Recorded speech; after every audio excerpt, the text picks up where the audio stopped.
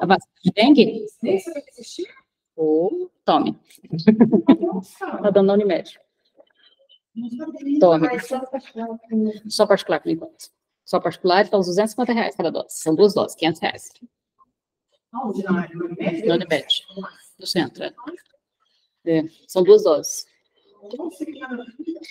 Bom, dengue à parte. É que a hora que eu vi me escutinho, eu já tive 3 vezes, eu já penso, eu tenho que ir lá vacinar.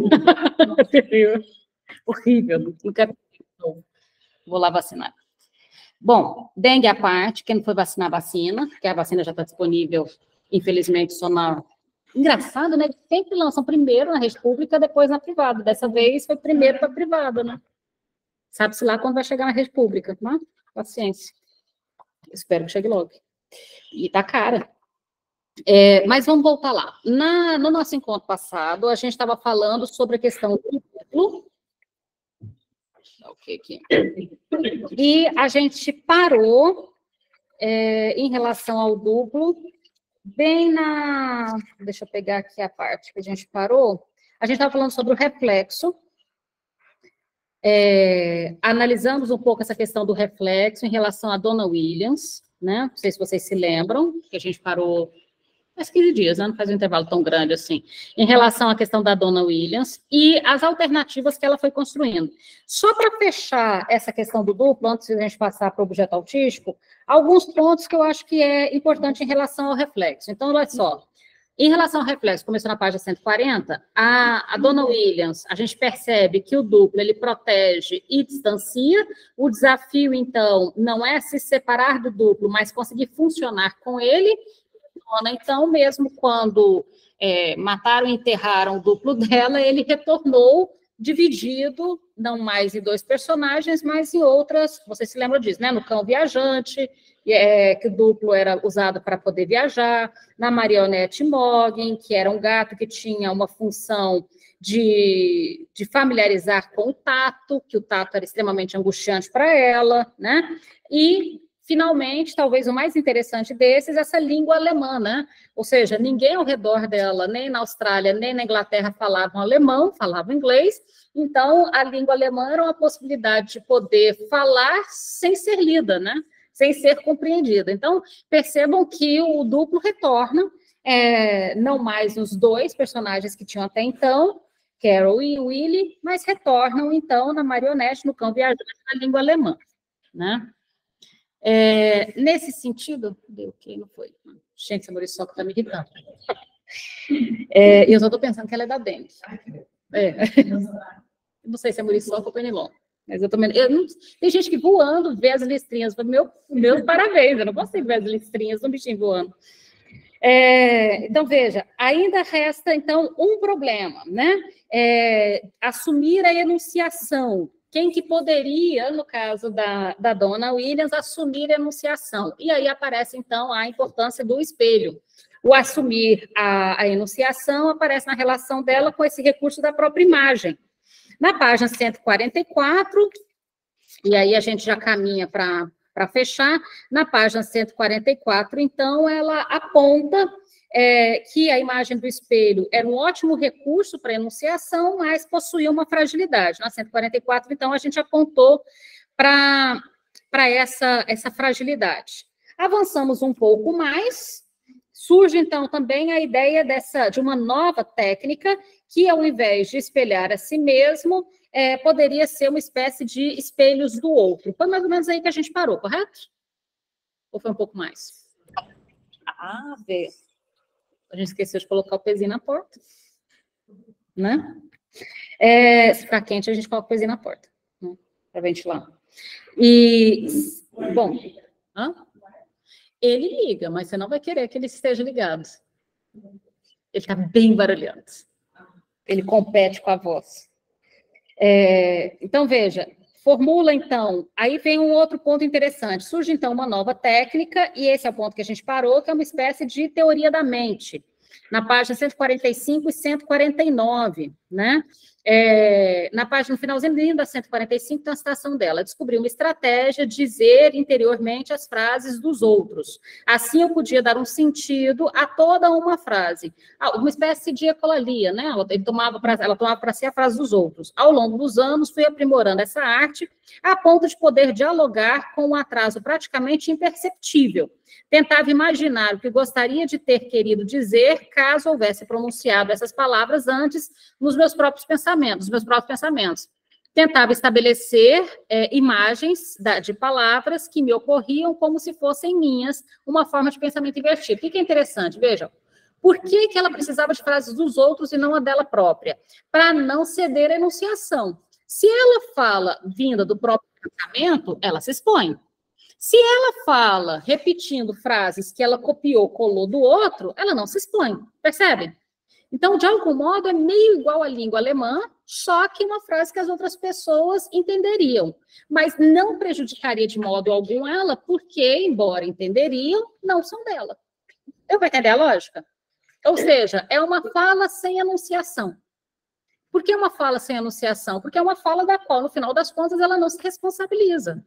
Porque ela só pegou uma frase que, teoricamente, não é dela. É claro que a gente pode pensar que ela selecionou... Boa tarde, Sineide. É claro que a gente pode pensar que ela selecionou a frase, e quando ela fala, por exemplo, que eu tentava imaginar que gostaria de ter querido dizer, caso houvesse pronunciado essas palavras, tem algo aí da ordem de uma escolha, o que eu gostaria de ter dito. Então, é claro que um analista poderia apontar que há algo da ordem de alguma enunciação, mas tem alguma enunciação, mas com o menor risco possível.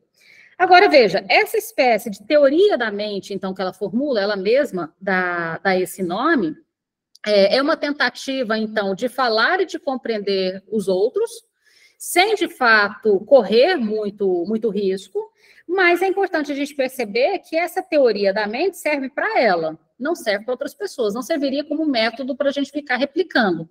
É algo que ela construiu ao longo de décadas, essa altura do campeonato, ela está com mais de 30 anos, acho que 5 anos, ela construiu ao longo de décadas e permite a ela, para as funções que ela quer no mundo, funcionar de algum modo.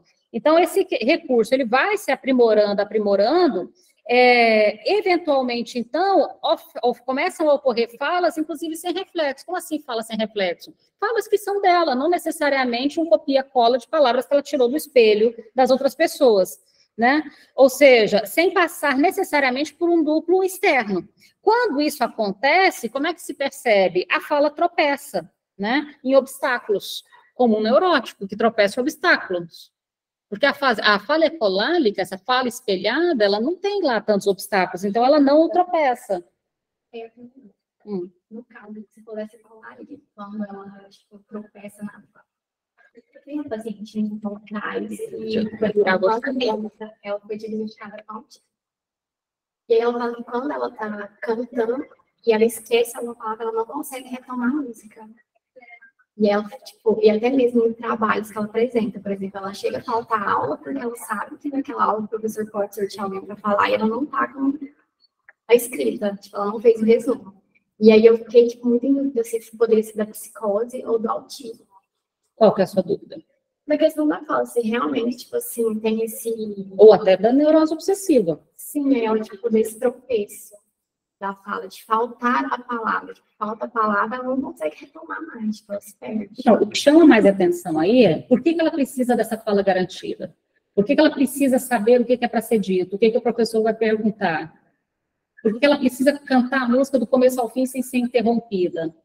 A pergunta a que serve todo esse controle vai te dar uma notícia, se neurose obsessiva, se autismo, se psicose. A que serve todo esse controle? Então, as perguntas, as intervenções aí são no sentido de tentar entender o que está por detrás desse controle quando ele falta. Como que retorna essa perda de controle?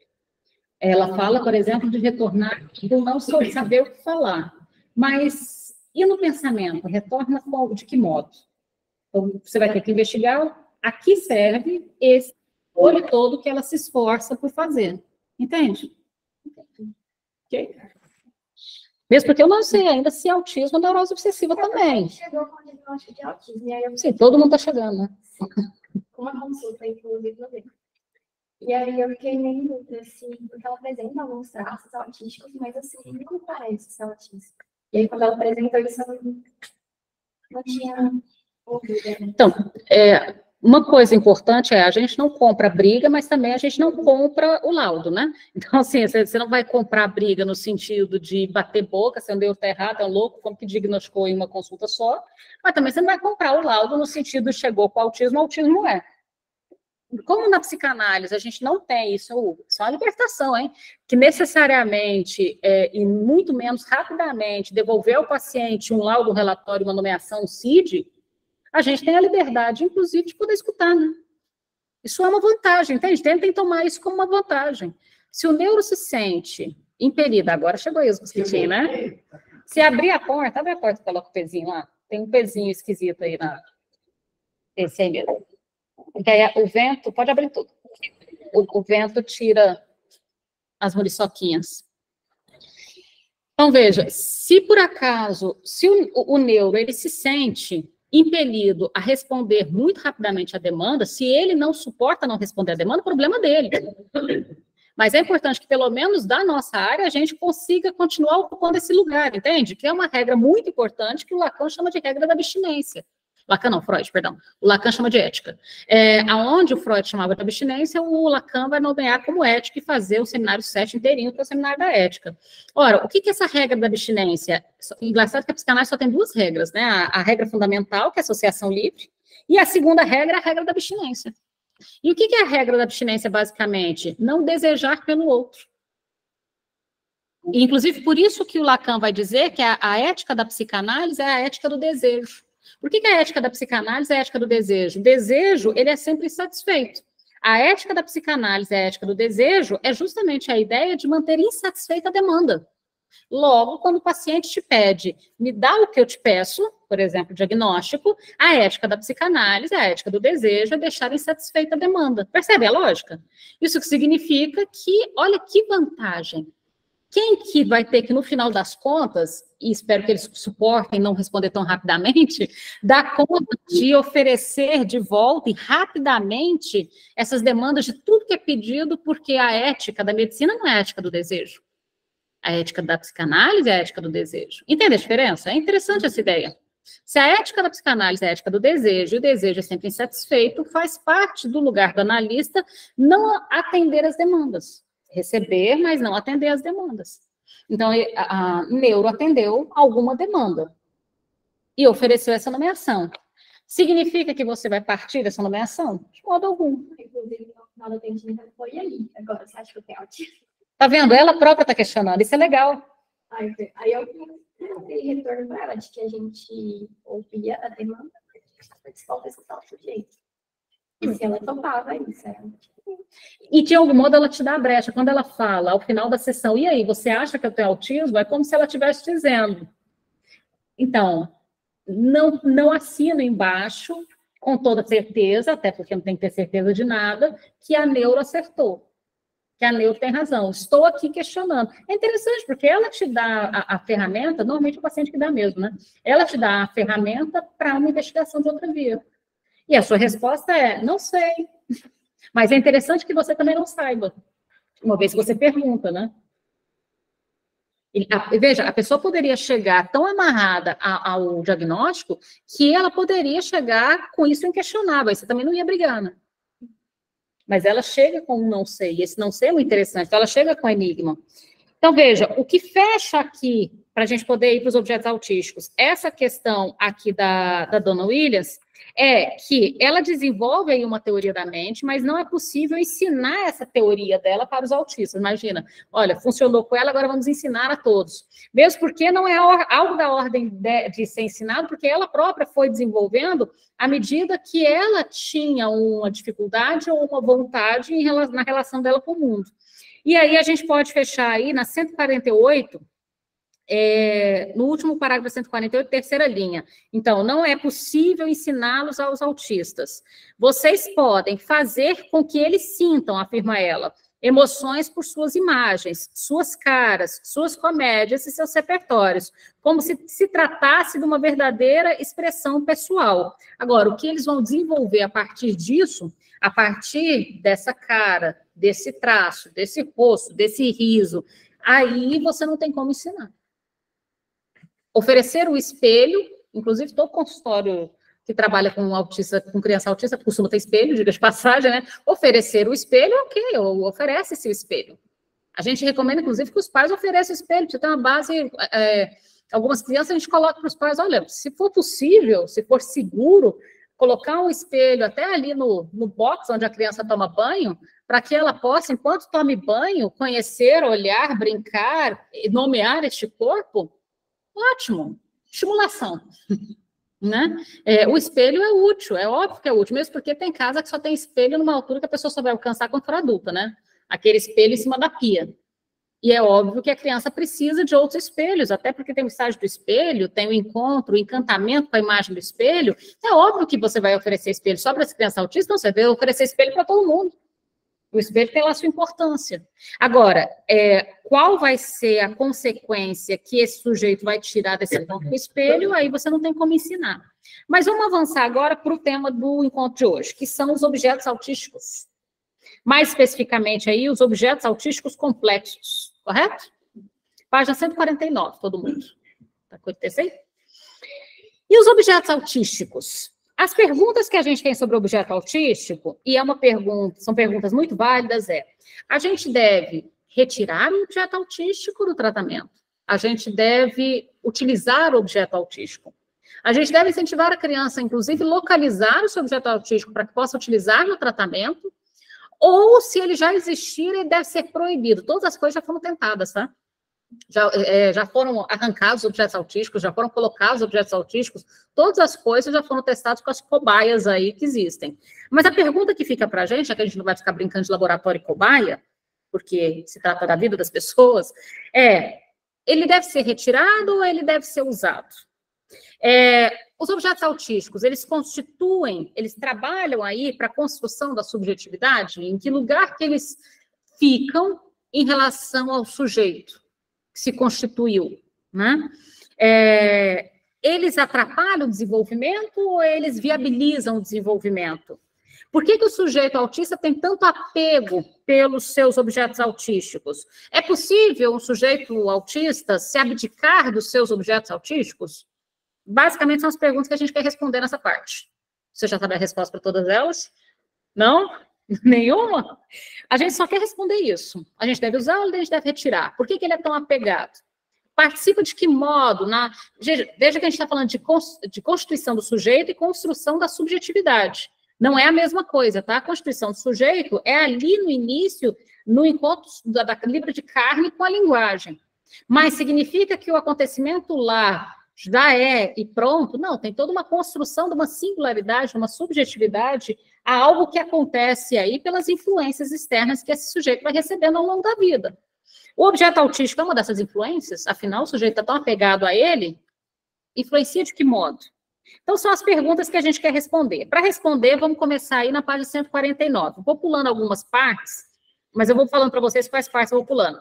Até porque essa parte dos objetos autísticos é uma parte bem mais numerosa em páginas, senão a gente não consegue avançar. Então, vamos lá. E os objetos autísticos participam da construção subjetiva ou entravam no desenvolvimento da criança? São vetores de abertura ou de fechamento? Inclusive, é interessante essa coisa de vetores de abertura ou fechamento. A gente não fala de abertura ou fechamento só no autismo, a gente fala também na neurose, a gente fala, inclusive, a relação entre abertura e fechamento com a transferência e a resistência. Abertura e fechamento são palavras que aparecem nas outras estruturas e aparecem ligadas a outros conceitos. Mas, neste momento aqui, o objeto autístico é uma abertura e um fechamento, e se for uma abertura e fechamento, de quê? Né? O debate divide os especialistas. A maioria considera que o objeto autístico deve cair para permitir que o sujeito evolua. Particularmente, não é a minha opinião, tá? A maioria acha. Não é a minha opinião. Não é a minha opinião. Mas é a opinião de grande parte dos especialistas, ok? Que o objeto autístico deve cair para que o sujeito evolua. No entanto, mesmo os partidários, os métodos reeducativos mostram-se prudentes e aconselham frequentemente que não se precipite em retirá-los. Retirar mais devagarinho. Os mais favoráveis ao seu respeito e à sua utilização, quando estão em condições de relatar as suas experiências, são os autistas de alto funcionamento. Lembrando, por que a gente estuda as biografias, as autobiografias dos autistas? Porque o que um autista de alto funcionamento diz sobre o próprio funcionamento nos serve para tentar entender o funcionamento daquele que não é possível dizer. Aquele que não tem recursos de linguagem para dizer. Porque a gente, do lado de fora, é difícil a gente dizer sobre o funcionamento interno de alguém. A gente precisa que alguém diga. Então, os autistas de alto funcionamento fazem essa tarefa de dizer pelos autistas que não têm esse recurso. Então, orientar-se em meio à diversidade dessas opiniões passa por um aprofundamento das funções do objeto autístico. Porque o sujeito parece tão apegado a ele, para que esse objeto serve? Ele pode abdicar-se desse objeto? Sobre essa questão da gente conversar com os sujeitos autistas de alto funcionamento, e se eu chamo de sujeito que eu suponho que é uma estrutura,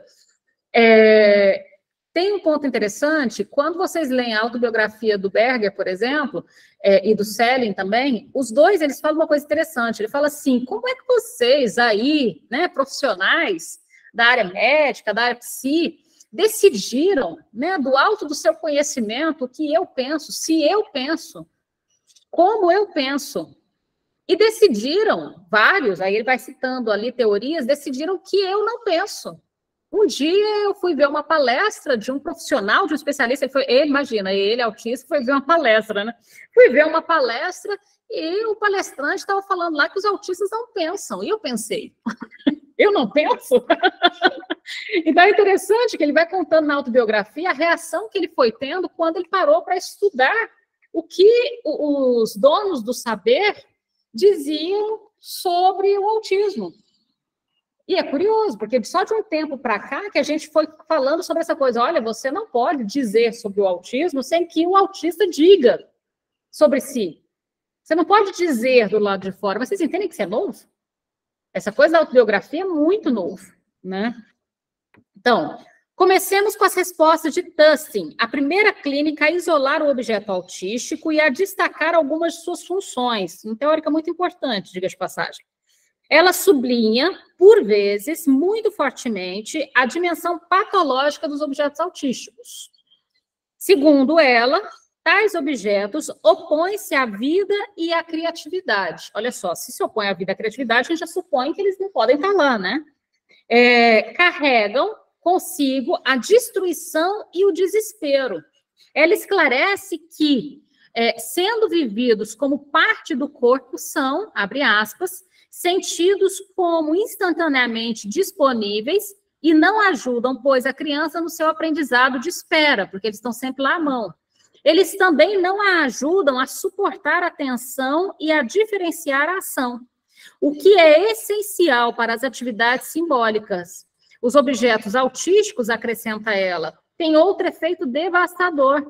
As sensações objetos e as sensações formas não são substitutos temporários da mãe. Elas a substituem de modo permanente. O que eu estava falando sobre substitutos temporários? Por exemplo, o objeto transicional do Winnicott, que os neuróticos assumem, são substitutos temporários da mãe. A criança dorme abraçada na mantinha para não dormir na cama da mãe. A criança suga o bico para não sugar o peito da mãe o tempo todo. Ou seja, os objetos transicionais da neurose, formulados pelo Winnicott, são substitutos temporários da mãe. Eles estão lá quando a mãe não está. Quando a mãe volta, ele cai. Então, por isso, inclusive, é transicional, né? Ele transita, ele circula, ele está e ele não está. O que ela está dizendo é que os objetos autísticos, diferentes desses objetos, não são substitutos temporários, seriam substitutos permanentes. Os seus cuidados tornam-se, por conta disso, nulos e sem efeitos. E aí o que ela está dizendo? A mãe não consegue cuidar e, a partir do cuidar, receber essa troca pulsional, o olhar, do tato, do amor da relação dela com a criança, porque ela sequer nota o cuidado, os cuidados se tornam nulos e sem efeitos, porque a mãe foi substituída de modo permanente pelos objetos autísticos. Deu para entender a lógica? Inclusive, há uma queixa das mães de bebês autistas, uma queixa que a gente tem que escutar, porque, de fato, a ideia de que, veja, quando nasce um bebê, nasce uma mãe. Vocês entendem que a mãe, ela nasce do bebê que nasce. Então, quando o bebê lhe dá o olhar, ela se sente olhada.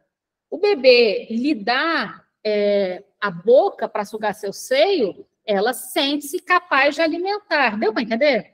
Mas imaginem que ela oferece o olhar e o bebê recusa. Ela oferece o peito e o bebê não mama. Vocês entendem a devastação disso? Inclusive, a palavra devastação, ela surge, a princípio, justamente da relação entre a mãe e o bebê.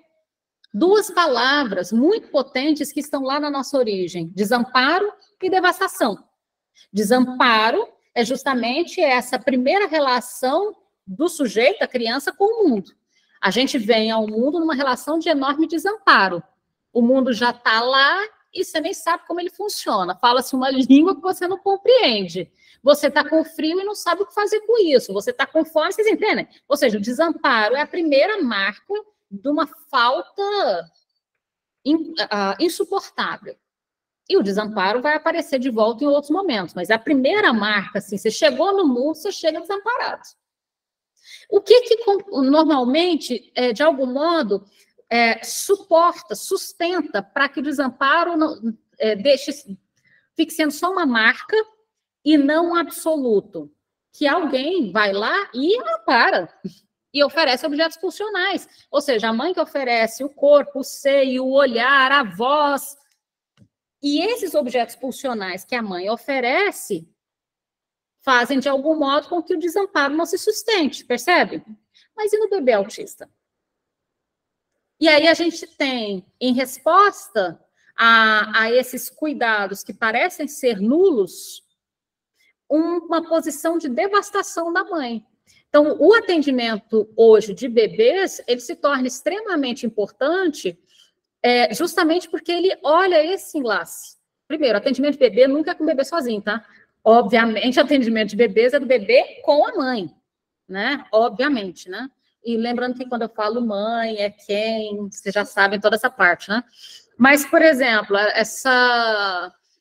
uma amiga entrou em contato perguntando de uma psicanalista de bebês em São Paulo, porque a amiga dela tinha... Até os 2, a mãe será muito presente, mas já não o tempo todo. Mas bebê, 5 dias, 10 dias, 15 dias, a mãe vai estar o tempo todo no atendimento. Porque lá nessa casa tem uns 2 anos. Ela vai ser presente, mas não o tempo todo, aos 2 anos. Vamos até colocar a diferença. Então, olha só. Por exemplo, uma amiga minha, então, a amiga dela teve um neném, e com 5 dias o bebê não tinha pegado o peito ainda, e ela estava devastada. A palavra, no final das contas, é devastada, porque o bebê recusava, ela tinha leite, ela queria dar mamar, e o bebê simplesmente não aceitava.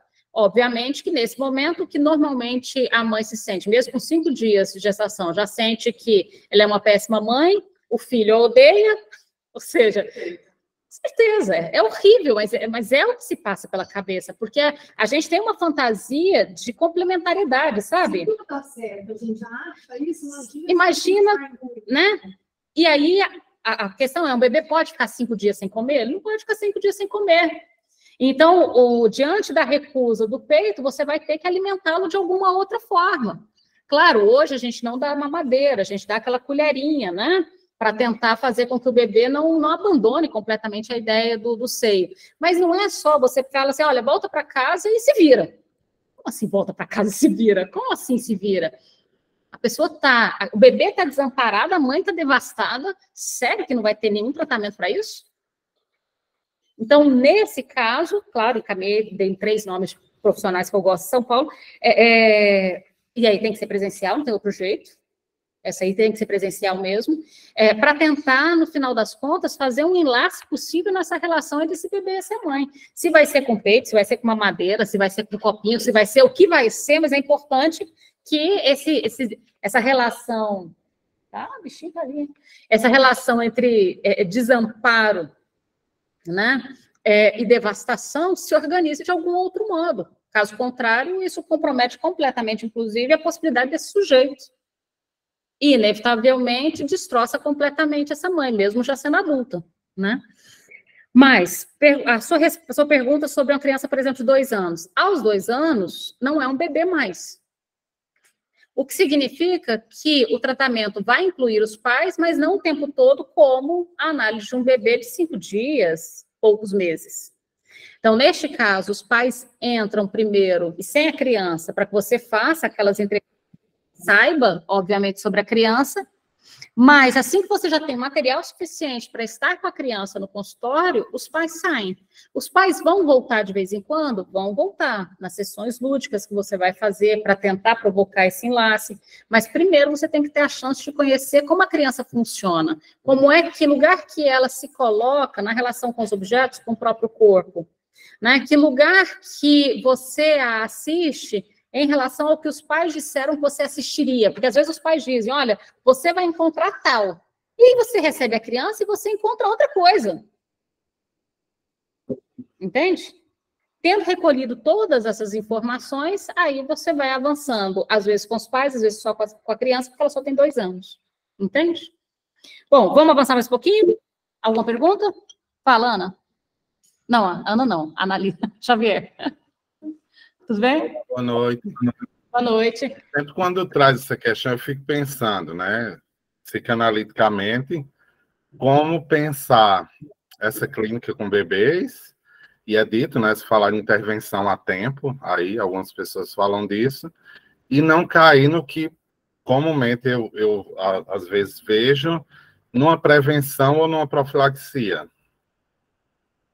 Suscita sempre para mim essa indagação. Uma intervenção a tempo, mas como assim? Como é possível pensar? Então, é possível intervir e a criança fazer uma mudança aí? Então, não sei se eu consegui. Mas não precisa ter muito preconceito com a ideia de prevenção ou profilaxia, não. Vamos aceitar essas 2 palavras, mas vamos brincar um pouquinho com as 2 palavras, de prevenção e profilaxia. Por exemplo, quando se criou o IRD, né, Inventário de Risco para o Desenvolvimento Infantil, em que a gente analisa bebês de 0 a 18 meses, o objetivo é prevenção. Se você parar bem para pensar, o objetivo é prevenção. A questão é prevenção do quê? É muito usado...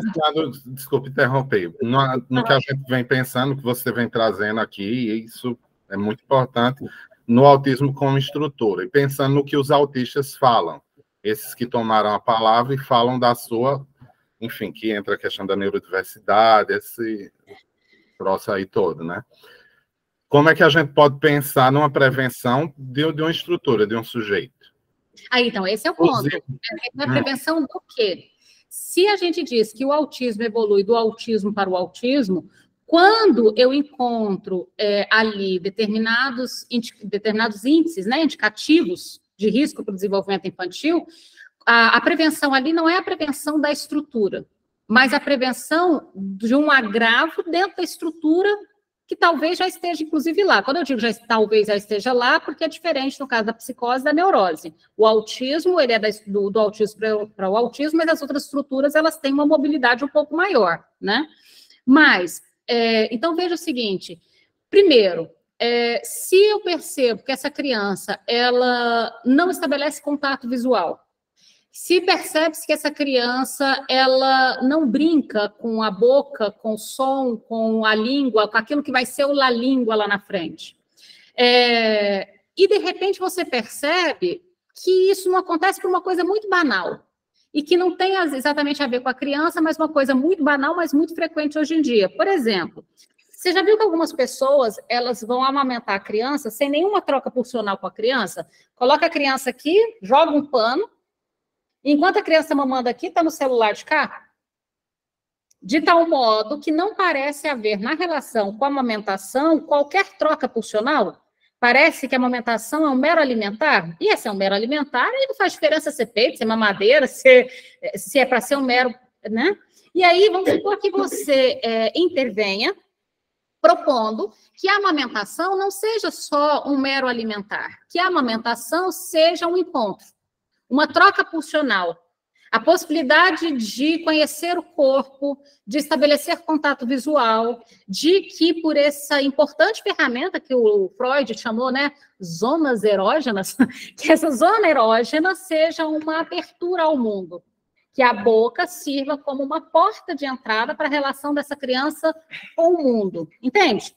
E aí, vamos supor que você propõe algo aparentemente banal, que é descobre o rosto da criança, estabelece um contato visual enquanto ela mama, toca o corpo da criança enquanto ela mama, para que, enquanto essa satisfação da oralidade está ali, sirva de abertura para o outro corpo, para o corpo inteiro que também está ali. Agora, isso é prevenção de uma estrutura? Não. Por isso que eu te falei, depende. Prevenção do quê? Quando a gente fala de inventários de risco de desenvolvimento infantil, eu não leio isso como sendo uma prevenção para uma estrutura. Eu vou prevenir um autismo. Não é isso. Mas isso é falado, né? Risco de autismo e toda essa, né, descambou aí para isso. Que eu fico pensando, por exemplo, uma mãe que fez todo, né, olhou, tocou, fez todo esse ritual e mesmo assim a criança é autista severíssima, né? Eu estou pensando numa mãe que eu escutei e que a primeira vez que ela chegou para mim, isso para mim foi assim, uma coisa que me tocou muito. Ela disse, olha, eu não suporto mais ir para profissionais e perguntarem como foi minha gravidez. Foi tudo normal. Eu quis esse menino, eu fiz tudo que uma mãe poderia fazer para ele. E o menino é um autista, né, bem comprometido. Aí isso fica, sabe, quando eu escuto essa intervenção. Eu tenho raiva dela e concordo e assino embaixo. Veja, durante muito tempo, a psicanálise, inclusive, ela tem uma dívida, acho que a Denise nem está aqui, a gente está fazendo um livro sobre o autismo, o capítulo da Denise é sobre isso, inclusive. A psicanálise, ela tem uma dívida histórica que ela tem que pagar. O que é essa dívida histórica? A mãe geladeira. Ela tem uma dívida histórica. O que é essa dívida histórica? Culpabilizar as mães por qualquer coisa, e mais uma coisa meio religiosa também, né? Culpa, minha grande culpa, esse martírio, joelhar no milho. Culpabilizar as mães por qualquer coisa que dê errado, digamos assim, né? Que é isso que a sua paciente está dizendo. E ela tem toda a razão. O que você tem para dizer deve encher o saco mesmo. Deve ser um saco ficar respondendo. O moleque já está com 20 anos de idade e alguém te perguntando sobre a gestação, se foi tudo normal. Deve ser um saco, e deve ser um saco mesmo. Inclusive, o que eu diria para os profissionais cuidado com o ponto que vocês investigam. Por exemplo, a anamnese, ela não pode ser uma coisa burra, tipo, você tem lá a sequência e você segue. Você não vai seguir a anamnese na sequência que está no papel. Você vai fazer as perguntas à medida que a transferência te dá abertura para elas. Quem vai guiar a sequência de perguntas não pode ser o papel que está na anamnese, tem que ser a transferência. Se ela já chega dizendo, não aguento mais, eu imagino que ela falaria isso, eu não aguento mais procurar atendimento para o meu filho, e o profissional me perguntar como é que foi minha gravidez, você já sabe que essa pergunta você não vai levá-la. Você já sabe disso, então você precisa que o sujeito autorize também, faz parte de colocar a transferência como motor aí principal, ético, inclusive, do funcionamento. Mas, em relação a essa questão dos indicadores de risco do desenvolvimento infantil, veja que o nome não cita autismo. Em nenhum momento, na pesquisa inicial, se vocês pegarem, eu posso mandar a pesquisa inicial para vocês, se em nenhum momento da pesquisa inicial que levou aos indicadores de risco do desenvolvimento infantil, se tinha indicadores de risco para o autismo, não é isso. Não é isso, é para o desenvolvimento infantil. E para o desenvolvimento infantil, são as características importantes que marcam a infância. O acesso à linguagem, a questão do toque e do olhar, a questão das zonas erógenas, boca, tato, todo o corpo erógeno, né, erótico, possivelmente erótico. Então, o que a gente está falando de indicadores de risco para aquilo que pode dificultar a criança a estar no mundo e usufruir dessa relação com o mundo. Por exemplo, uma criança que não conhece o próprio corpo, como vai usá-lo nas brincadeiras? Então, é necessário, de algum modo, oferecer algum conhecimento sobre esse corpo para a criança. Por exemplo, fazendo cosquinha, por exemplo, escondendo um brinquedo dentro da blusa, ou seja, fazendo com que este corpo exista de algum modo, dentro dos limites, claro, daquilo que o sujeito dá conta. Mas ela tem razão de ficar brava, eu também ficaria brava no lugar dela. E tem um ponto importante, essa investigação o tempo todo, mas você, é uma pergunta terrível essa, por exemplo, a gravidez foi desejada? Para que serve exatamente essa pergunta? Na clínica com crianças, entende? Para que serve exatamente essa pergunta? Porque se for desejada, a criança vai ser saudável. Se não for desejada, a criança vai nascer com chifre. Eu não sei o que vai acontecer. Então, tem algumas perguntas que eu acho que a gente tem que começar a repensar, porque tem algumas perguntas na própria anamnese padrão que denunciam o moralismo. Denunciam, inclusive, o moralismo religioso. Como se, de algum modo, você fosse punida, e a punição fosse no seu filho, nem você, ó, que sacanagem isso, né? Se ele for para punir, pune ainda, o pecador ainda, né? Como se você fosse ser punida através do adoecimento do seu filho por ter descumprido uma lei da natureza, uma lei, nem é da natureza essa, é do quê? Dos mandamentos? Não sei onde está essa lei. Não pode não desejar ser mãe, não sei onde está essa lei. Mas tem essa lei meio que invisível aí operando no mundo. Eu acho que a sua pergunta é muito importante para a gente repensar a anamnese, mas eu queria deixar isso muito claro. Nós temos uma anamnese, mas nunca o papel deve substituir a transferência. Ou seja, a anamnese não pode seguir a sequência do papel, deve seguir a transferência. Mesmo porque o motor... Para que serve a transferência? A transferência serve basicamente para dar as diretrizes do tratamento. Para dizer, por exemplo, o Freud, ele fala muito claramente, ele fala assim, se você tenta fazer uma interpretação antes que a transferência permita aquela interpretação, o conteúdo interpretado, mesmo estando muito correto, vai retornar com uma enorme resistência que vai inviabilizar o tratamento. E ele está certíssimo. E, inclusive, no texto Construções em Análise do Freud, que é quase ele morrendo já, ele fala uma coisa muito interessante, que ele faz uma diferença entre interpretação e construção e análise, uma diferença muito boa. Ele fala assim, interpretação é aquilo que você faz para você mesmo. O paciente diz e você faz com interpretação, mas ele é seu pensamento. Ou seja, ele ainda não serve para nada. Construção e análise é o difícil e árduo trabalho de você arrumar um modo de comunicar essa interpretação, que na sua cabeça faz todo sentido, de modo a que ela possa ser útil, servir de algum modo no tratamento. Não é interessante essa ideia? Ou seja, interpretação e construção e análise são duas coisas completamente diferentes. Você até pode ter interpretado, mas essa interpretação, você é capaz de comunicá-la no tratamento de modo a que ela possa ser útil? Ou de modo que ela não gere uma resistência impossível que inviabilize o tratamento? Enquanto não for, guarda a interpretação. Guarda mais um pouquinho. Talvez ainda não é hora dela usar. Entende? De ser utilizada. Bom, e o que vai te dar autorização são significantes. Esse significante, por exemplo, da gestação, é um significante que eu diria que a pessoa tem que... Agora, a minha orientação, de modo geral, numa anamnese com os pais, é partir muito de como... Entenda que quem está ali, a princípio, e você nem sabe ainda se o tratamento vai ser efetivamente para a criança. O primeiro atendimento você não sabe nada. Você não sabe de absolutamente nada. Vai ser exatamente para a criança ou para os pais? Se os pais, de repente, vão levar a criança ao outro, você vai continuar atendendo os pais? Se você vai encaminhar os pais para outra pessoa e vai atender a criança, ou você vai atender a criança e os pais não vão fazer tratamento, honestamente, no primeiro atendimento, você sabe de alguma coisa? Você não sabe de nada. Então, se você não sabe de nada, parte do pressuposto, você não sabe de nada. O que te traz aqui? Ah, eu vim porque eu acho que meu filho precisa de tratamento. E por que você acha que seu filho precisa de tratamento? Ah, o meu filho recebeu o diagnóstico de autismo. Você gostaria de me falar um pouquinho sobre esse processo de diagnóstico? Como é que foi isso? E deixa a pessoa contar no fluxo dela, no ritmo dela, entende? A primeira sessão tem que ser mais ou menos assim, para você poder recolher os significantes que vão permitir as suas intervenções, né? A construção e análise, como diz Freud. Vamos avançar mais um pouquinho. Então, veja, a Tush, então, vai colocar uma coisa bem interessante, que vai justificar, então, o quão destruidor, e ela fala destruidor mesmo, os objetos autísticos se opõem à vida e à criatividade, carregam destruição e desespero. Ou seja, eles parecem quase cancerígenos.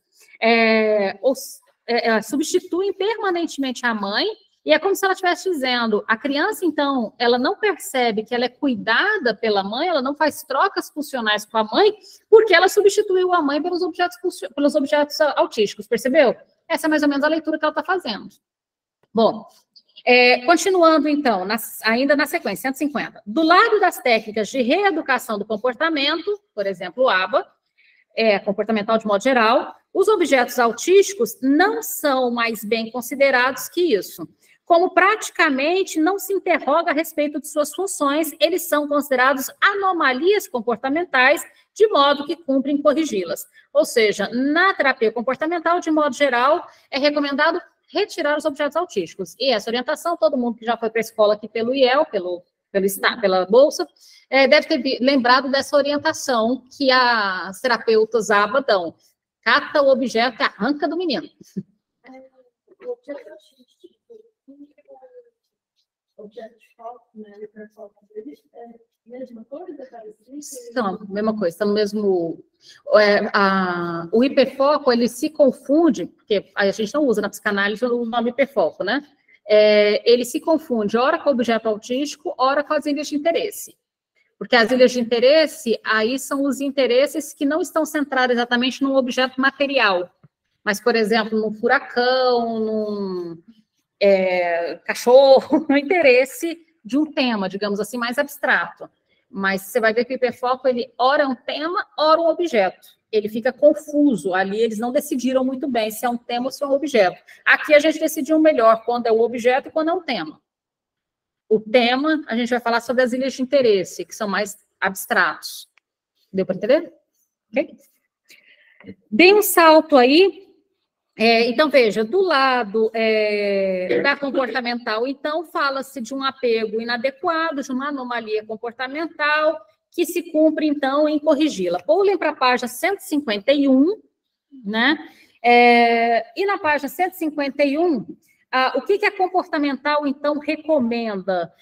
Pulem 3, 4, 5, 6, na 7ª linha, da 151.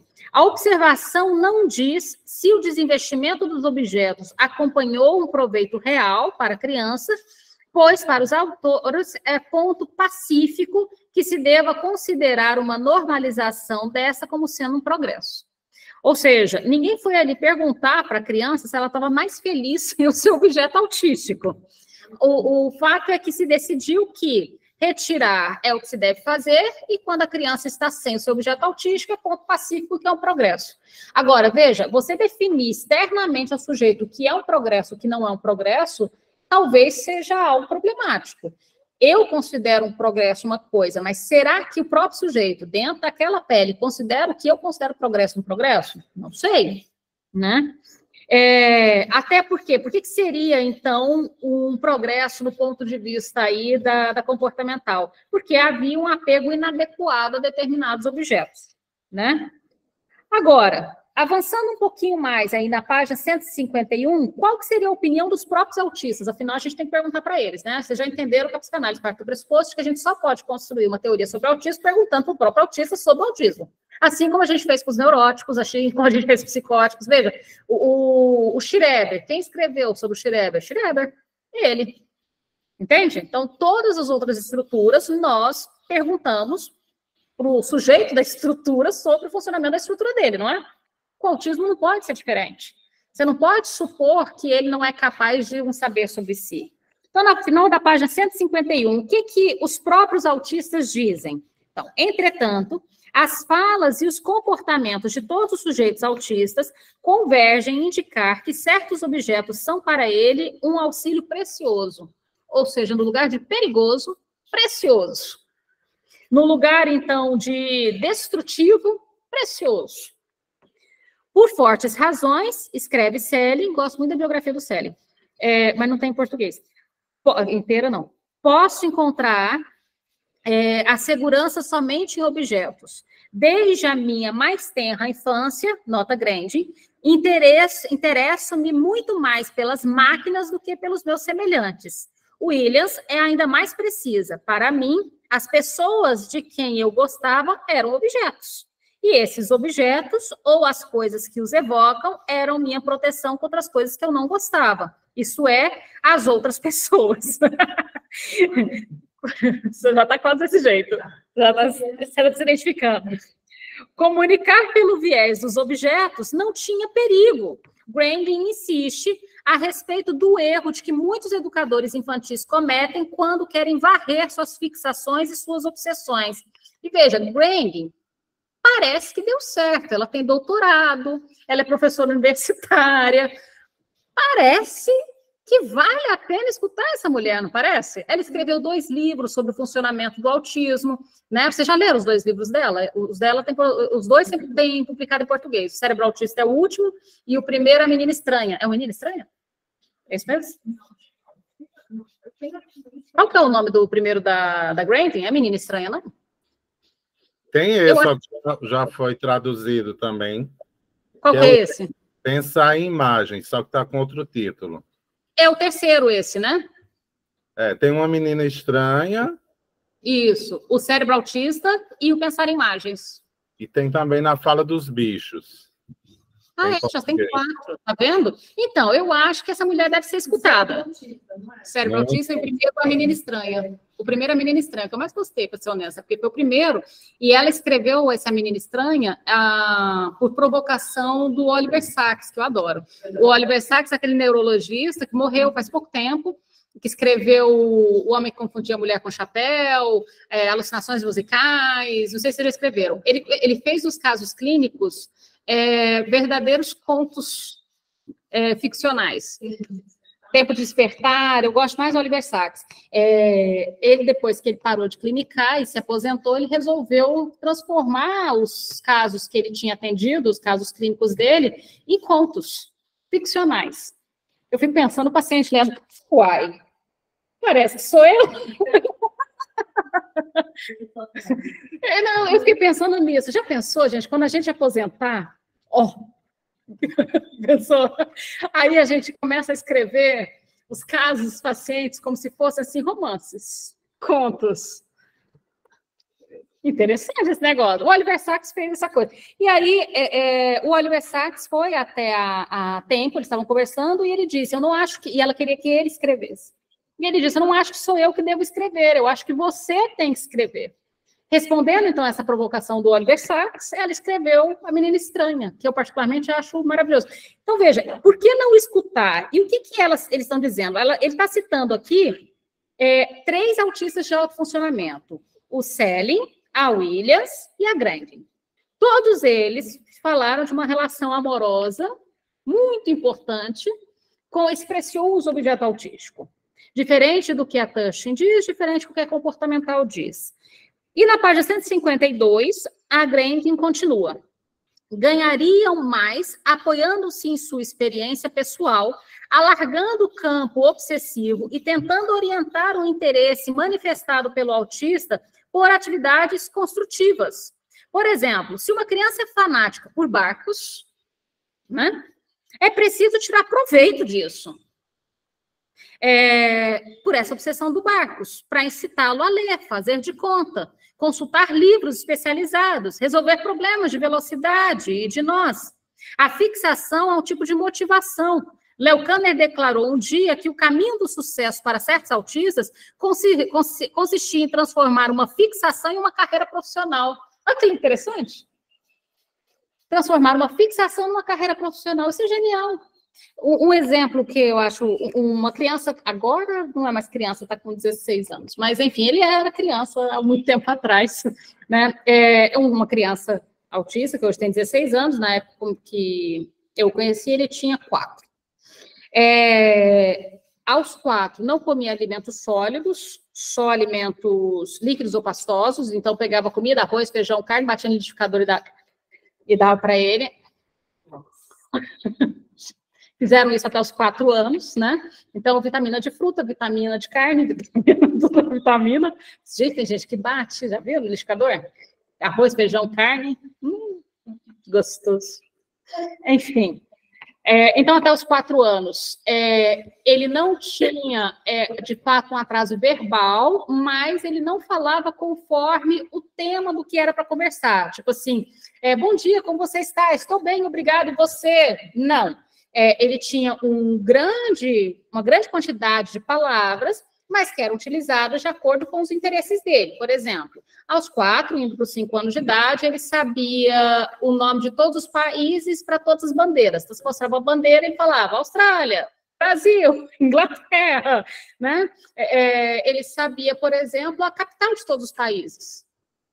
Ele sabia, por exemplo, ou seja, ele era uma enciclopédia ambulante, mas ele não era capaz de articular essas informações em frases ou numa conversa. Deu para entender a lógica? Então, poucos serviam para brincar com crianças, para interagir com os parentes, servia mais como uma espécie, o pai achava divertidíssimo, uma demonstração, desculpa, mas um biquinho adestrado, sabe uma demonstração? Olha como meu filho é inteligente, ele sabe todos os países. Aí o pai mostrava as bandeiras, e o moleque falava todos os países, ou falava o país, o moleque apontava a bandeira, deu para entender? Então, assim, era engraçadinho. Só que aí foi chegando 2 anos, 3 anos, 4 anos, aí a mãe começou a ficar um pouco preocupada, porque, embora parecesse muito divertido, era uma criança que não dava praticamente nenhum trabalho, dormia no horário, comia no horário, mais alimentos batidos, começou a dar um certo trabalhinho porque não conseguia desfraldar. Então, o incômodo veio por 2 motivos. O desfraude, que não acontecia, e a coisa dos alimentos pastosos só, não comia alimento sólido, não mastigava. Então, o incômodo veio por essas 2 coisinhas. Você tem que o incômodo tem que pegar algum lugar, né? Se não incomodar a estrutura, vai passando. Então, enquanto era um bebê, bebê usa fralda. Então, até os 2, 3 anos, quem vai se incomodar que a criança está com fralda? Enquanto era um bebê, bebês comem papinhas. Quem vai se incomodar com uma criança comendo papinha? O incômodo veio quando entrou na escola, porque a escola falou, olha, tem que desfraldar. E a escola disse, tem que comer comida da escola. Quando entrou na escola, é que a papinha e o negócio rendeu o problema. Mas o que eu estou falando dele? Essa coisa dos barcos, olha que interessante. No desfraude, descobriu-se ali um pânico, um pavor do vaso sanitário. Do vaso sanitário. Não podia chegar perto do vaso sanitário. O vaso sanitário parecia um monstro que ia morder o pinto e arrancar ele fora. Era um pavor enorme do vaso sanitário. Nem para sentar para fazer cocô, nem para fazer xixi. Então, começou-se, então, a brincadeira de molhar plantinhas. Conhece molhar plantinhas? Né?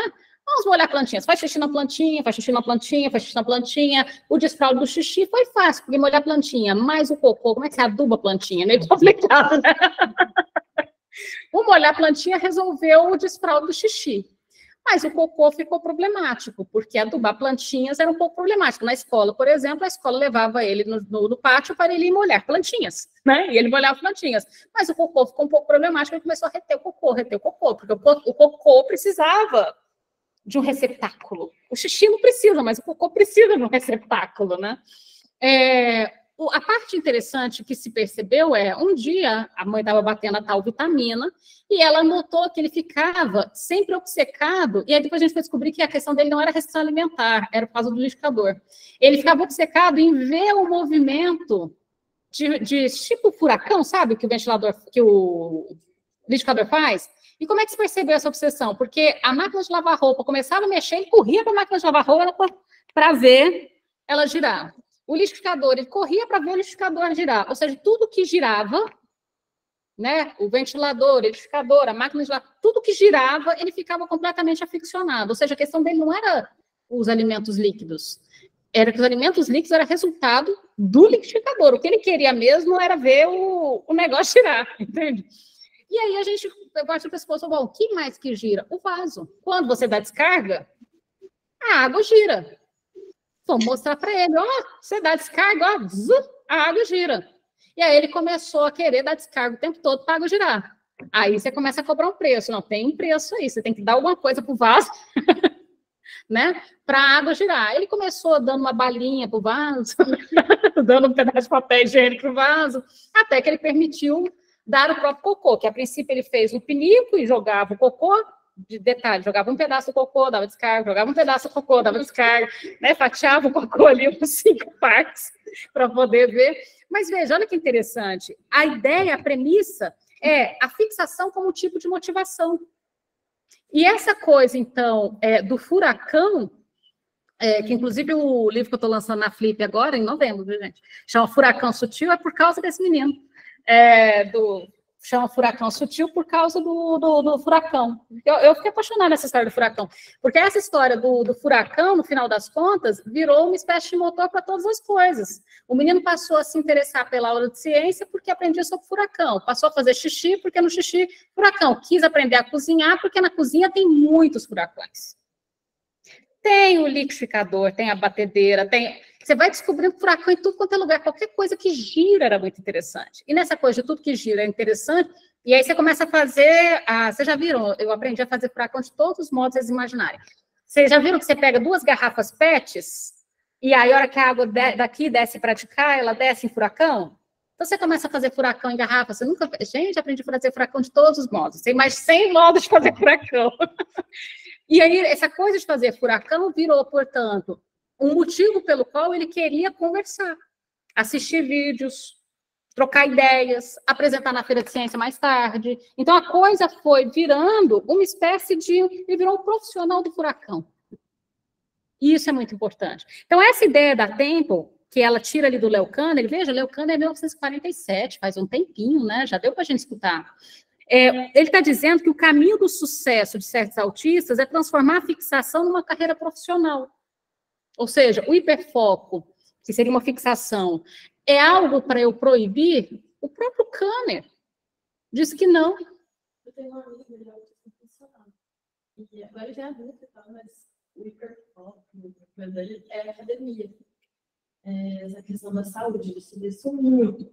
E ele agora é vivo. Além de ser também personal. Conheço um autista que é halterofilista. Isso. Ele não era o nome. Conheço um também. Mas esse que eu conheço já tem uns 45 anos de idade. Não. Já, o ponto de fixação dele no início, ele foi diagnosticado já adulto. O ponto dele de fixação no início foi com o personagem... gente, o He-Man tinha... Hulk? Não, Hulk é novo. Hulk é novo. Gente, esqueci o nome do personagem. Da época do He-Man, tinha um outro personagem lá, fortão, e o ponto dele de fixação era ter o corpo do personagem, que agora eu esqueci qual que é o nome do personagem, mas um fortão desses, tipo He-Man. Então, a coisa da academia, só que a coisa da academia foi permitindo todo o enlace da profissão, da vida financeira, das pessoas, entende? Esse foco aí permitiu todos os enlaces. Sucesso. A coisa foi, né? Geralmente o autista tem esse foco e não passa. Assim, esse foco dura a vida toda? Mas ele desloca. Não, ele desloca. Ele sofre modificação. Então, por exemplo, a fixação com um desenho animado pode capturar de lá, que é eu estou tentando lembrar o desenho animado, a hora que eu lembrar, se eu falar assim, claro, é esse. Conan Bárbaro. Conan Bárbaro. Lembra do Conan Bárbaro? Ninguém lembra do Conan Bárbaro. Lembra do Conan Bárbaro. O Conan Bárbaro. Então, a questão dele era desenho animado, ficar assistindo desenho animado. Mas, vocês lembram, a pessoa tem 45 anos hoje, só tinha uma TV na casa. Como era na nossa época, tem 42. Como era na nossa época quando você queria ver desenho animado? Começou o jornal, desliga o desenho animado. Começou a novela, desliga o desenho animado. Né? Ou seja, o desenho animado era picotado. Primeiro, ele só passava naquele horário. Então, a hora que falavam, desliga essa TV, você queria morrer. Porque você só ia ver de novo amanhã. E olha lá. Você não você assiste a hora que você quer. Né? Não. Você tem a hora que vai passar. E, magicamente, a hora que vai passar está na hora de fazer tarefa, está na hora do jornal, está na hora... E ele é interrompido. Com essa coisa de, então, ele queria ver TV, mas a TV só uma na casa, ela é constantemente quebrada. Então, o modo de dar continuidade a isso que é interrompido foi se tornar ele próprio Conan Bárbaro, que já deslocou. Dessa coisa de se tornar ele próprio Conan Bárbaro, que foi quando ele foi para a academia, com uns 11, 12 anos de idade, né? Ali chamaram ele para fazer luta. Da luta, esse saiu bem na luta, já da luta foi para um clube. Do clube, ele arrumou um patrocinador. E, assim, sempre pessoas muito interessantes ao redor, porque tem isso também, de você encontrar e ser encontrado por pessoas que viabilizam aquilo que te falta. E aí não é todo mundo que tem essa sorte na vida, né? Ele arrumou um patrocinador. Como patrocinador, cadê esse bicho? Foi patrocinador a vida toda. Viajou pelo mundo todo lutando. Conheceu um monte de país, conheceu o Japão, conheceu... Então, veja, tudo começou com Conan o Bárbaro. E, de algum modo, Conan o Bárbaro ainda está lá. Consegue entender? Ainda está lá. A diferença é que ele vai encontrando modos de viabilizar isso do Conan o Bárbaro, entende? Quem tinha levantado a mão?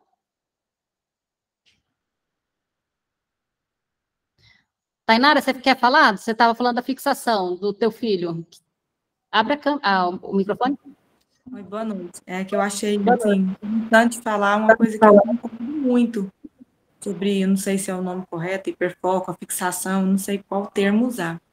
Certa idade, eu sou mãe de autista, né, de 4, e certa época da vida ele estava obcecado por ninjas, ele aprendeu a falar japonês, ele tinha uns 2, 3 anos, e ele achou na casa um roupão, que era o que mais se assemelhava com uma roupa de ninja, e ele só ficava com essa roupa, e ele estava perturbando, assim, as outras pessoas, porque dentro de casa é o mundo dele, estava muito tranquilo. Quando a gente precisava, todo mundo olhava muito, assim, muito chateado.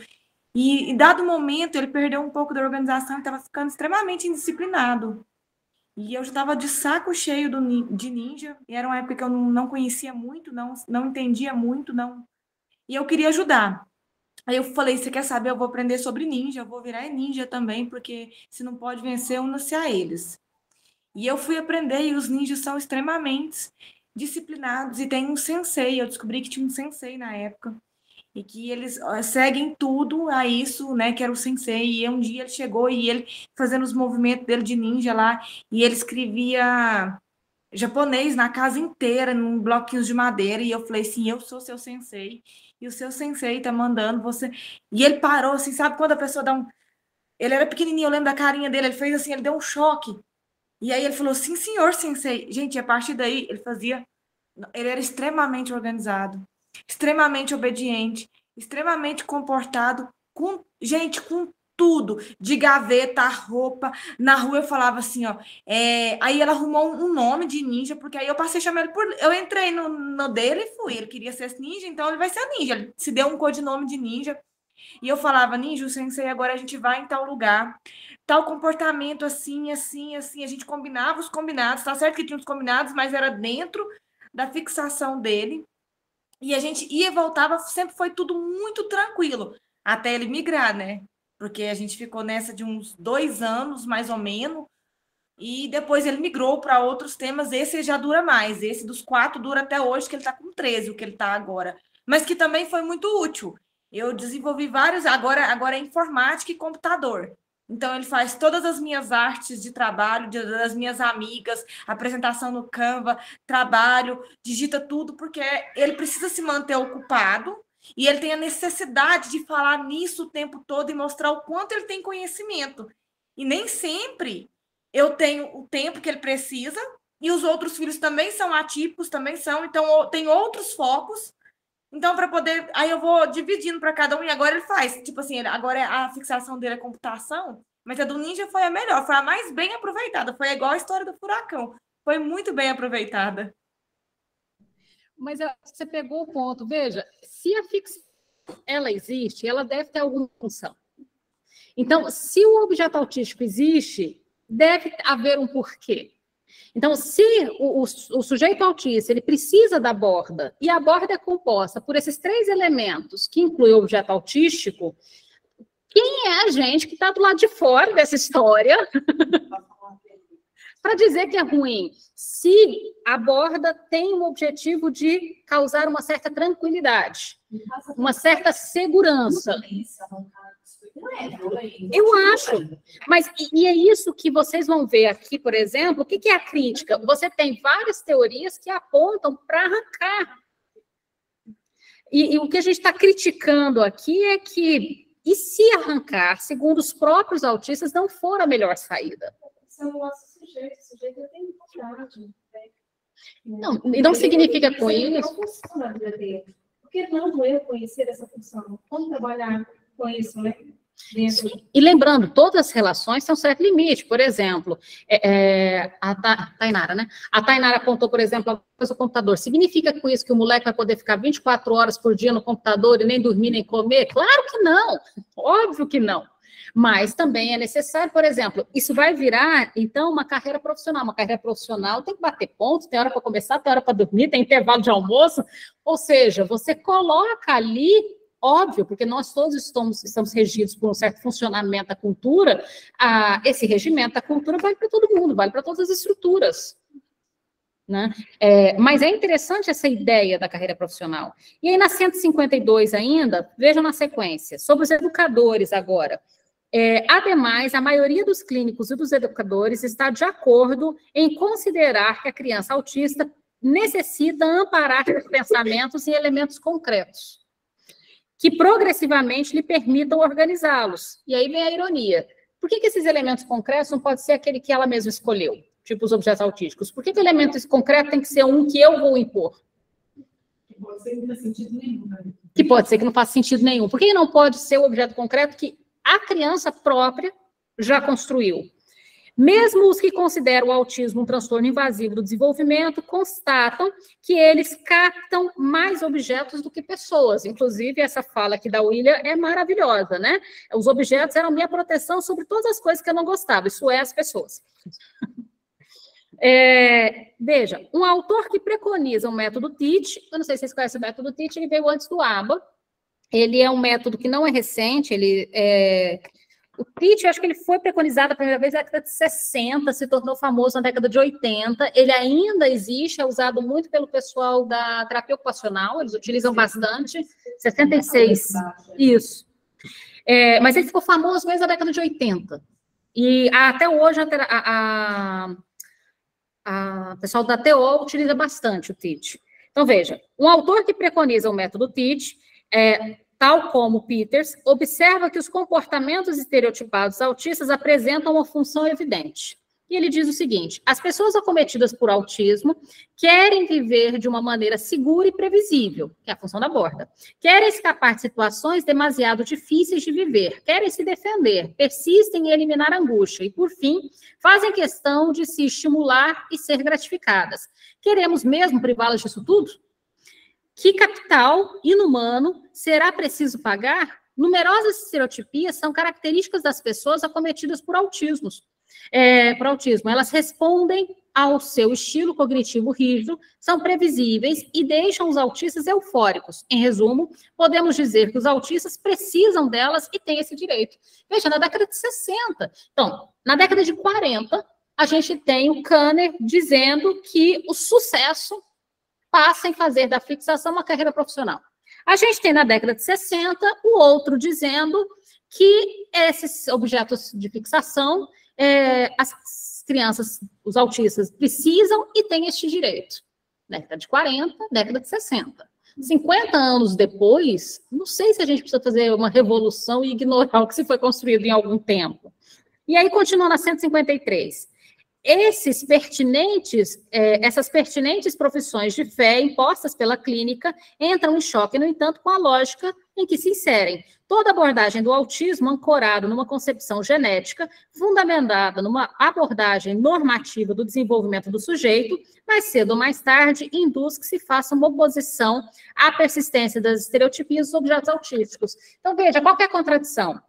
Se a gente parte do pressuposto de que existe uma norma de como uma criança deve ser, um adolescente deve ser, um adulto deve ser, não há em nenhuma norma a estereotipia. A estereotipia não está prevista em nenhuma norma. Logo, os objetos autísticos e as estereotipias, em qualquer terapia que proponha um método normativo, ou seja, uma adaptação normativa, vai inevitavelmente entrar em choque com as estereotipias dos objetos autísticos. Percebe a lógica? Não tem como. Eu não consigo imaginar um modelo normativo que inclua objetos autísticos e estereotipias.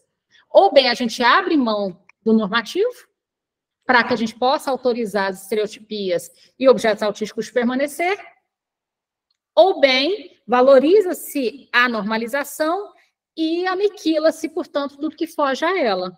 Então, é interessante a gente, então, questionar nesse ponto como, então, que a gente faz para enlaçar essas duas coisas? Como que, ao mesmo tempo, a gente diz da importância dos objetos autísticos, mas mantém um ideal de normalização? Uma coisa, obviamente, não vai ser possível com a outra. E aí eu vou dar um pequeno salto aqui para a gente poder avançar, que é na página 154, função dos objetos autísticos simples. Vejam que o capítulo são os objetos autísticos complexos, mas para poder falar dos objetos autísticos complexos, a gente tem que voltar primeiro e falar dos simples. Os objetos autísticos simples e complexos, eles se relacionam, mas eles têm alguma diferença. Em resumo, bem rapidamente, o objeto autístico simples, ele normalmente é um objeto que você já pega ele meio que pronto, uma caneta, um lápis, uma garrafa, ele está lá e você cata ele. O objeto autístico complexo, ele já é um objeto que você vai construir. Por exemplo, o brete da Grandin. O brete da Grandin, que é aquela máquina da Brás que ela faz, ela pega vários elementos e compõe esses elementos juntos para formar o brete, né? Lembra o brete de boi que prende para marcar?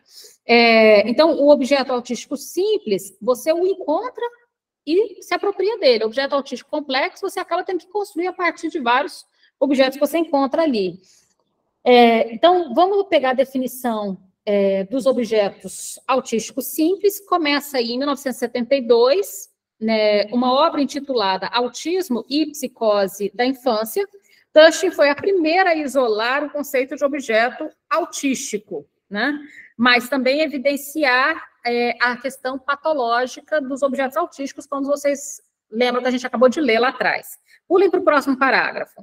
Em sua primeira abordagem, apoiou-se na descoberta do objeto transicional isolado por Winnicott em 51. A gente acabou de fazer uma relação entre objeto transicional e objeto autístico. Eles não são da mesma ordem, é necessário marcar a diferença entre eles. Já antecipo que o objeto transicional do Winnicott se relaciona com o conceito freudiano de for-dar, né, de esconder e receber de volta, e o objeto autístico se relaciona com on-off, desligar e ligar, né? Então, já há uma diferença importante entre os dois, já vamos guardar essa diferença, mas vamos continuar. Então, o objeto transicional do Winnicott foi por ele nossa senhora, a palavra sumiu aqui, caracterizado, né, como a primeira posse não eu da criança. Bonito isso, né? Primeira posse não eu da criança. O objeto autístico seria, na perspectiva de Tushing, um tipo de precursor do objeto transicional, apresentando a especificidade de ainda ser percebido como totalmente eu. Então, para Tushing, o objeto transicional seria o primeiro objeto não eu, e o objeto autístico seria ainda um objeto totalmente eu. Tem uma diferença do que a gente acabou de falar. Segundo ela, no desenvolvimento normal da criança, o objeto autístico se assentaria no objeto transicional. Deem um salto para o próximo parágrafo. 155. Sabe-se que o objeto transicional aparece no decorrer do primeiro ano, mais frequentemente encarnado em coelhos, ursinhos, chupetas. Ele é utilizado como calmante e habitualmente ajuda a criança a pegar no sono, constituindo, segundo Winnicott, uma experiência primitiva normal. Ele, o objeto transicional, representa o seio materno ou o objeto da primeira relação. Lembrando que ela acabou de dizer, o objeto transicional não substitui completamente a mãe, substitui provisoriamente a mãe ou o seio da mãe, no caso aqui. Não está nem sob controle mágico, como o objeto interno kleiniano, nem fora do controle como a mãe de verdade. Fora do controle como a mãe de verdade é porque a criança ela pode pegar o ursinho, esconder o ursinho, jogar o ursinho debaixo da cama. A mãe, infelizmente, não tem como ele jogar a mãe debaixo da cama, pegar a mãe de volta, desfazer da mãe, buscar a mãe. Ou seja, a mãe é um objeto do qual ele não tem controle. Ele até gostaria, mas não tem. Continuando, situa-se no entremeio que o Winnicott nomeia de área transicional. Ele coloca esse objeto nos primeiros estágios da ilusão e na origem do simbolismo. Lacan faz disso uma versão do carretel do Freud, que vocês conhecem. E indica que concebeu o objeto pequeno A seguindo seus rastros. Então, a gente tem em Freud, Fort-da, em Winnicott, na sequência, o objeto transicional, em Lacan, na sequência, o objeto A. Perceberam que é uma sequência de nomeações de uma mesma ideia? Então, o que o Freud nomeou como Fort-da, o Winnicott nomeou como transicional, e o Lacan nomeou como objeto A. Mas é a mesma sequência aí de compreensão. Com efeito, o objeto transicional, 155 ainda, se constrói em relação à perda. Ele coincide, segundo Winnicott, com alguma abrogação de onipotência e só pode aparecer se a mãe chega a desiludir a criança. E é claro que a mãe vai desiludir a criança. A mãe, ela vem e ela vai. Ora, a criança chama e a mãe vem, ora, a criança chama e ela não vem. E é fundamental que a mãe faça isso, ausência e presença. Já pensou se a mãe fosse onipresente, onisciente? Igual, você já viu aquele filme do Woody Allen, que a mãe dele está no céu? Você já viu esse filme? Alguém já viu? Tem um filme do Woody Allen, que um dia ele acorda, aí ele sai na rua, ele olha para cima e a mãe está no céu. Aí só tem a cabeçona da mãe no céu de Nova York. Não é só ele que vê, todas as pessoas veem. E ele passa uma pessoa na rua, e meu filho está com vergonha de mim, você acredita? E aí ele vai dormir, ele está lá dentro, e aí ele escuta a mãe dele contando quando ele colocou o pipi para trás, quando ele... E ela é o céu de Nova York, contando todas as coisas que ele fez. Vocês nunca viram esse filme? É muito interessante, diga de passagem. Então, já pensou uma mãe, como a mãe do Woody Allen, que ela é o céu de Nova York, onipresente, onipotente? Então, é óbvio que a mãe vai desiludir a criança. A gente conta com isso. E no que a mãe desilude a criança tem uma primeira experiência de falta, de perda. O objeto transicional vai justamente alojar aí, para lidar com essa experiência de perda. Então, ademais, ele está fadado a um desinvestimento progressivo, que deve ir até o desaparecimento. Ele materializa com a sua existência o acionamento da falta que comanda o desejo. O fato de ele não ser o seio ou não ser a mãe é tão importante quanto o fato de representar o seio ou a mãe. O objeto transicional revela, assim, que a perda do objeto primordial dá origem a objetos substitutivos. Olha que maravilha, dá origem a possibilidade de metáfora, de substituição, com os quais o sujeito chega a propiciar para si uma certa satisfação. E veja como é importante o objeto transicional em relação à aquisição da linguagem. O objeto transicional é uma primeira construção metafórica que a criança faz. O ursinho no lugar da mãe. Se a criança faz uma primeira metáfora, o ursinho no lugar da mãe, a chupeta no lugar do seio, ela poderá fazer outras metáforas. Ou seja, o objeto transicional dá uma abertura importante para eu colocar a linguagem ali aonde eu tenho uma experiência de perda ou de falta. Não é interessante? Talvez por isso a criança que passa pelo objeto transicional acessa a linguagem com mais facilidade do que a que não passa. E é interessante a gente observar, então, isso no caso das crianças que atrasam na fala, ou não chegam a falar, por exemplo, os autistas não verbais, aonde fica essa questão transicional? Para a gente fechar só esse ponto aqui, e aí a gente encerra, em contrapartida, os objetos autísticos, só para a gente fazer o contraponto para não ficar perdido. Os objetos autísticos funcionam, segundo Tushing, como proteção contra a perda. Não são substitutos, ou seja, não é uma metáfora, afirma ela. A sua função é impedir o desenvolvimento do grau da consciência da separação corporal. Então, não é uma metáfora, não propicia alienação e separação, não propicia, então, esse ponto importante da relação da criança com a falta e com a perda. Eles forjariam uma proteção contra um buraco negro angustiante, correlato de uma perda vital, e que afetaria o sujeito e o outro materno. Aí eu acho que entra a sua pergunta, que a gente vai responder na semana que vem, que afetaria o sujeito e o outro materno, ou seja, a relação do sujeito com a alteridade no caso do autismo. Mas tem um primeiro momento, uma primeira coisa, veja, forjaria uma proteção contra um buraco negro angustiante, correlatam a perda vital que afetaria o sujeito e o outro materno, utilizados como se fizessem parte do corpo para dar sensações que acalmam e desviam a atenção à sua razão de ser essencial. Ser essencial seria a de suprimir as ameaças do ataque corporal e da aniquilação definitiva. Então, veja, ao invés de, então, de ali onde há uma experiência de perda e de falta, coloca-se uma metáfora, né? Um ursinho como a minha mãe, uma chupeta como o seio, uma metáfora, ou seja, linguagem, metáfora e linguagem. No caso do objeto autístico, segundo Tustin, essa definição vai mudar ainda um pouco, seria uma proteção contra a perda. Veja, olha a diferença. A metáfora evidencia que a perda tem. Eu só tenho um ursinho no lugar da mãe porque eu estou afirmando e constatando que a mãe não está. Se eu pudesse me enganar dizendo que a mãe está, eu não precisava do ursinho para fazer função da mãe que não está. Isso significa que o objeto transicional valida a perda. Prova de que a mãe não está, eu estou com o ursinho. Prova de que o seio não está, eu estou com o bico. Deu para entender a lógica? Agora, o objeto autístico, ao invés de validar a perda, como o objeto transicional faz, colocando sobre a perda uma metáfora, ele é uma proteção da perda, como se recusasse a perda de ser constatada, de ser nomeada. E aí, não havendo a perda, coloca-se um objeto que parece fazer parte do próprio corpo, uma extensão do corpo. Se o objeto é uma extensão do corpo, eu não tenho como perdê-lo, né? O único modo de perder o objeto autístico, nesse caso, seria se você decepasse ele do corpo. Veja, o objeto transicional eu posso perder, inclusive a criança perde o tempo todo. Quem nunca voltou 150 quilômetros para trás para buscar um bico? Né? Porque você sabe que você não ia conseguir tirar férias se você não voltasse para buscar o bico.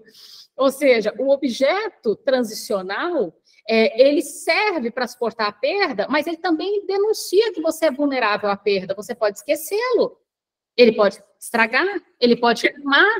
Eu já queimei objetos transicionais. Eles já se arrebentaram na máquina de lavar roupa, objetos transicionais. Eles puíram, né? Objetos transicionais puem, perdem, queimam. Ou seja, você pode perdê-los. O objeto autístico é como se fosse uma tentativa de não experimentar a perda. E aí vamos ver as consequências dessa não experimentar a perda, porque aí tem a coisa da linguagem. Se a linguagem, ela é uma resposta à falta, quando não se pode experimentar a falta, como se experimentaria a linguagem? Tem algo aí que parece relacionar com o porquê a linguagem não vem ou vem mais tarde. Entendem? Bom, daqui 15 dias, então, a gente tem o grupo teórico novo. Segunda-feira que vem tem supervisão para quem está no grupo de supervisão. Na quarta-feira, quem quiser... pode falar, Xavier. Na quarta-feira, quem quiser, tem uma fala sobre o autismo como quarta estrutura, gratuito. Quem quiser participar, eu mandei lá o link. Diga, Xavier. Não, como é importante isso aí que você está dizendo da experiência do autismo com objeto colado no corpo, né, como sendo parte, né, do seu corpo. E de como é delicado isso de você tentar tirar esse objeto. Porque a experiência, e muitos já relataram isso também, é de como se fosse decepar mesmo. É um negócio vivido na radicalidade do corpo, né? Nesse sentido. Eu lembro de uma paciente que eu tive, eu trabalho num centro de reabilitação, e aí ela tinha um fascínio por objetos, tinha vários objetos, mas um especial que era o vidro, frasco de perfume, que ela ficava assim para ver o brilho, sabe? Não tinha perigo, apesar de, enfim, um vidro, era já uma pré-adolescente, mas não tinha perigo aparente nisso, era só isso. E aí todo mundo ficou em polvorosa, ela entrou na cozinha, pegou um copo, e aí ficaram nessa polvorosa toda, simplesmente arrancaram o copo dela e ela desabou no chão. Caiu, e não se levantou mais. E de um terror, assim, inimaginável. Então, e aí, sobre essa questão do objeto autístico, eu, particularmente, não tenho vocação paçogueira. Então, a ideia de decepar partes do corpo de alguém não me cai muito bem. Então, já coloco aí que eu tenho uma posição de que o objeto autístico, se ele está lá, é porque o sujeito precisa dele. Então, não se trata de retirá-lo ou impedi-lo, mas de que modo se pode fazer com ele, O que se pode fazer, tirar proveito dele, uma vez que ele está lá. Débora? Renato, boa noite a todos. Só assim, complementando isso que o análise trouxe, a gente tem aqui um caso também, muito parecido com esse, que é de uma criança que usava a touca o tempo todo, né? A touca era parte do corpo, e aí, quando ele vai para a escola exige que tire a touca, porque na escola não pode usar touca, enfim, as coisas que aparecem da escola às vezes. E aí, assim, que ele entra numa crise a ponto de não dar conta de ir para a escola, e que só a partir da nossa intervenção com a escola, né, de explicar sobre isso, de falar sobre, é que ele dá conta, e aí depois, né, de algum tempo, já nos tratamentos e tudo, né, na análise, inclusive, ele consegue, essa touca é extinguida, mas aí, em compensação, vem o uso de um único pijama. E aí é muito engraçado, porque tem um dia que a mãe fala assim, tem que tirar esse pijama para lavar. Então, ele levanta de manhã e ele vai direto para o banheiro tomar banho e lavar o pijama, né? Porque esse pijama faz parte do corpo e tem que lavar o pijama, então bora tomar banho, que essa é a solução para poder lavar o pijama. E aí é interessante, porque o banho, que costuma ser um desafio, de algum modo consegue ser feito atrelado a esse pijama. Então, essa é a ideia, de que modo, já que a gente não vai decepar crianças, a gente pode, então, valorizar, fazer o uso disso. Cecília? Renata, e eu já estou aqui na tabela que começou a preencher. Quando tem aqui que passa pela alienação, a alienação seria essa extensão do corpo também, né? Tipo, a criança e a mãe. No caso do autismo, ele entra na alienação, mas ele não sai. Então ele não... Aí não sai. Então, ele vai ter alguma coisa que ele impede essa separação. No caso, por exemplo, do objeto, seria... assim, uma extensão da mesma forma que a mãe, né? Então, não houve a separação. Não, a separação não vai ter. Alienação e separação é algo da neurose. No caso do autismo, ele entra na alienação, mas não sai da alienação, então também não vai acontecer a separação. Mas sobre os conceitos de alienação e separação, esses não dá tempo da gente entrar hoje, não. Esse a gente vai ter que guardar.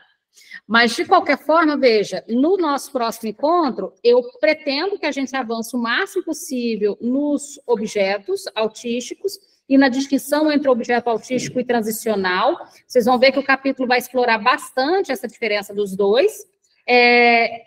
Não é uma parte pequena, então a gente vai tentar avançar o mais rápido possível para poder passar no próximo, no outro, sem ser o próximo outro, para as ilhas de competência. Mas veja que são 50 páginas só de objeto autístico.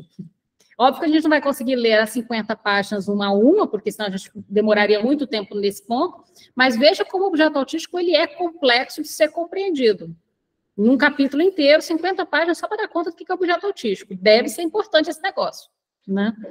Até daqui 15 dias, então, quem está na supervisão, até semana que vem. Eu só me permita fazer uma indicação, que eu não sei se vocês já sabem, tem aquele texto de Maleval, quem é o mestre confiado ao objeto do autista, que é muito legal, traz muito isso que foi discutido aqui, é um texto de 2020, logo depois desse, né, do Autista Sua Voz, que tem umas pontuações bem bacanas, inclusive o que ele escolhe lá, que ele coloca, pelo menos foi a leitura que eu fiz.